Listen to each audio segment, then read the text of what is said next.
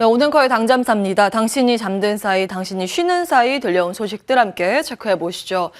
어제 우리 시장은 휴장이었기 때문에 미증시 2거래일분이 전개됐습니다. 첫날은 사실 여전히 변동성과 불확실성이 가득한 시장으로 불안한 흐름이 연출됐는데요. 간밤 흐름의 반전이 나왔습니다. 폭주 기관차처럼 위험 자산의 급등세가 뚜렷하게 나타났습니다. 그 전 거래일은 의미 부여가 하기 힘들고 여러 가지 재료가 그 동안 있었던 것들만 있었기 때문에 간밤 마감가만 정리를 해봤습니다.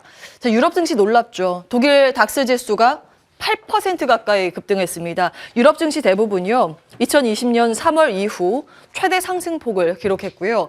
미증시 마찬가지로 큰 폭의 상승세를 시현했습니다. 나스닥은 4% 가까운 급반등 연출을 하면서 2021년 3월 이후 최고 상승폭이었고요. S&P 500 지수 2.57%의 강세로 2020년 6월 이후 가장 큰 폭의 상승세를 시현했습니다.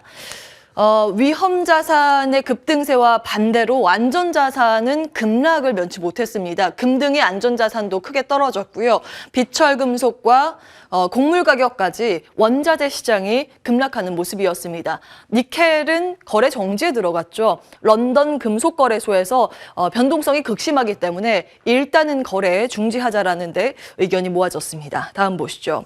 이런 위험 자산 시장의 상승 이유는 어떤 게 있을까요? 표면적인 상승 이유를 좀 정리해봤습니다. 우크라이나가 나토 가입 추진 포기하는 것을 시사하는 발언을 했습니다. 그래서 독립국 논의하지 않을까라는 기대 심리가 있었고요. 이 밖에 미국과 유럽은 다시 돈 풀 준비를 하고 있다라는 추측 기사가 나오는가 하면 비트코인 등의 암호화폐가 급등하는 흐름을 보였습니다. 위험자산 쪽에 속하죠. 미국의 재무부 규제 완화 가능성이 초점을 맞춰주고 있습니다. 보시죠. 다 추측성 보도죠. 지금 시장의 상승 요인으로 헤드라인을 장식하고 있는 내용인데요. 시장이 급등을 하니 나중에 상승하는 이유를 갖다 붙인 것으로도 추측됩니다. 다음 보시죠. 왜냐하면 위험자산 급등하기 시작한 시점이 이 유가가 급락하기 시작한 시점과 딱 맞물려 있기 때문입니다. 우리 시간으로 어제 오후 3시부터 6시경까지를 빨간 박스로 제가 표시를 해놨는데요. 이때 유가가 아래로 방향을 틀기 시작했고 딱 이를 기점으로 나스닥 선물 시장이 올라가기 시작했습니다. 이 시간대는 미국의 정규장이 거래가 되지 않기 때문에 나스닥 선물 차트를 위아래로 대비해서 붙여놨습니다. 아랍에미리트가 증산을 원하고 있고 오펙 플러스에도 증산하도록 촉구하겠다는 CNN 보도가 나오면서 이렇게 유가의 반응을 보실 수가 있고요. 이제 기름 생산량이 앞으로 늘어날 것이라는 기대감이 작용했습니다. 아직 움직임이 나온 건 아니고 가능성이 있다라는 이야기인데 유가의 반응이 참 드라마틱하게 나왔습니다. 앞서 보신 우크라이나 중립 가능 발언 등은 이 빨간 박스 구간 이후에 사실 나온 거거든요.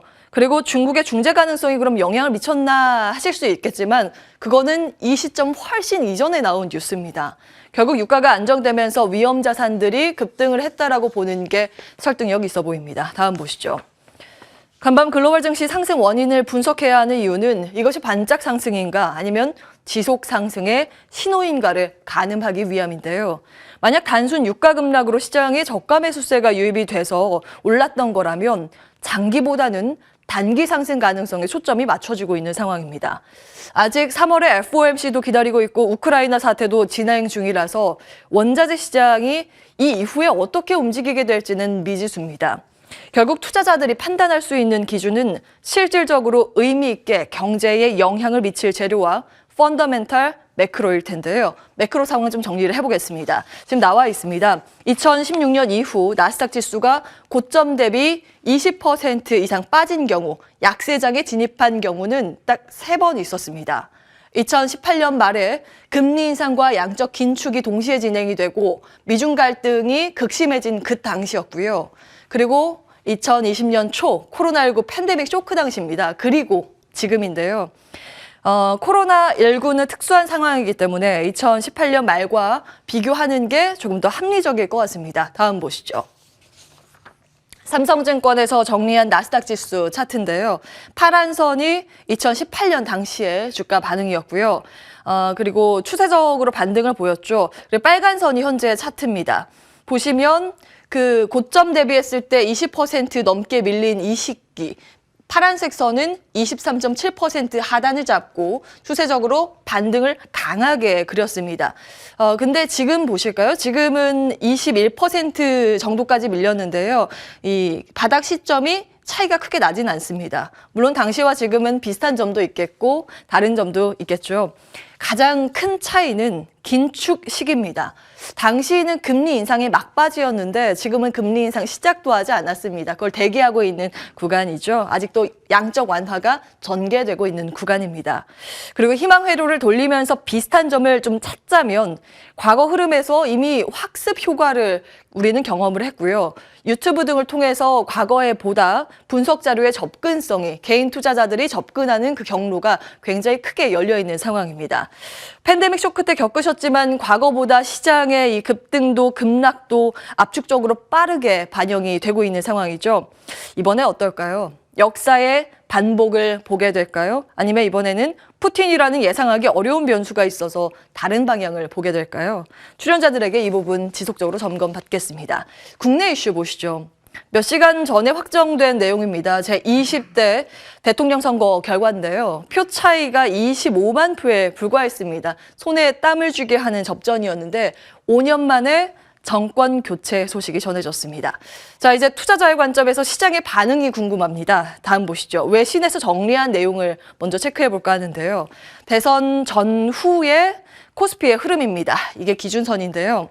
빨간 선이 현재까지의 라인이고 진한 파란 선이 과거의 평균치인데요. 과거에는 대선 전에는 이렇게 조금 하락하다가 단기 급등 후에 1년간 긴 호흡으로 상승세를 시현했습니다. 그 이후에는 사실 이제 경제 상황에 따라서 흐름이 갈렸습니다. 이번에도 대선 전까지 좀 하락하기는 했는데 빨간 라인 보시면 그렇죠. 유가하고 우크라이나 문제로 평균보다 더 많이 최근 빠진 부분을 확인하실 수가 있습니다. 여기에서 외신은 조금 더 일찍 이걸 보도한 부분이라서 더 빠진 게 맞습니다. 그럼 이번에는 어떨까요? 그건 좀 지켜봐야 되겠고요. 다음 보시죠. 과연 오늘 반등하는 종목이 무엇일까? 이게 궁금해집니다. 정책적인 공약은 그동안 많이 접하셨을 것 같고요. 시장에서 테마로 형성된 부분을 따로 정리를 해봤습니다.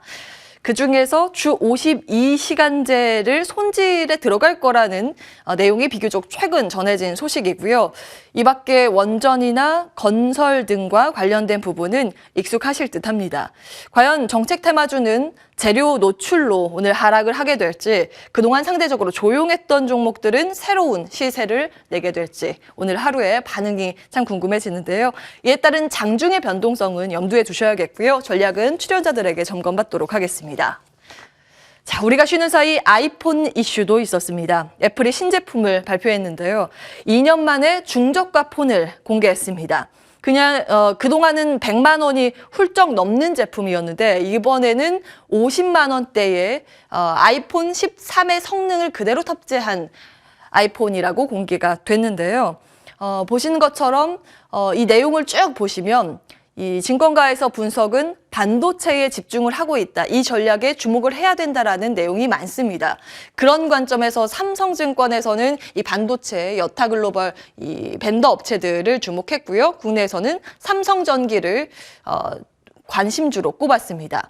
이 밖에 KB는 LG이노텍을 기판 관련주로 밸류체인 단으로 관심을 갖자라고 꼽았고요. NH 스몰캡 분석에서는 이 케이스 만드는 회사죠. 슈피겐코리아의 이제 실적 성장에 대해서 기대를 가져보자라는 내용들 올라오고 있으니까요. 전반적인 상황들 체크해 보시면 되겠습니다. 온앵커의 당잠사였습니다.